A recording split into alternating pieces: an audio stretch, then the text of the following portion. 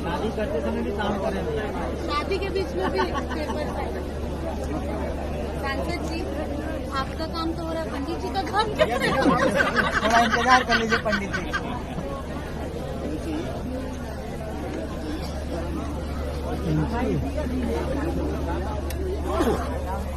Ready sir?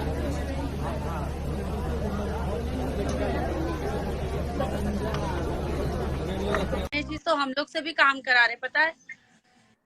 मैं और काजल जी अभी एक पिक्चर की शूटिंग कर रहे थे, तो उस दिन बहुत सारे लोग सेट पे आ गए थे, तो अपना लेकर और वो सब लेके, और दिनेश जी अकेले सब पढ़ नहीं पा रहे थे, हम लोग को भी बैठा दिए, मुझे, काजल को, किरण माता जी को, सबको बैठा दिया। हम लोग सब बैठ के लोगों का लेटर पढ़ रहे ब्रेक में, खाना खाने नहीं मिल रहा था हम लोग को। तो हम लोग यार, जी ने बोला था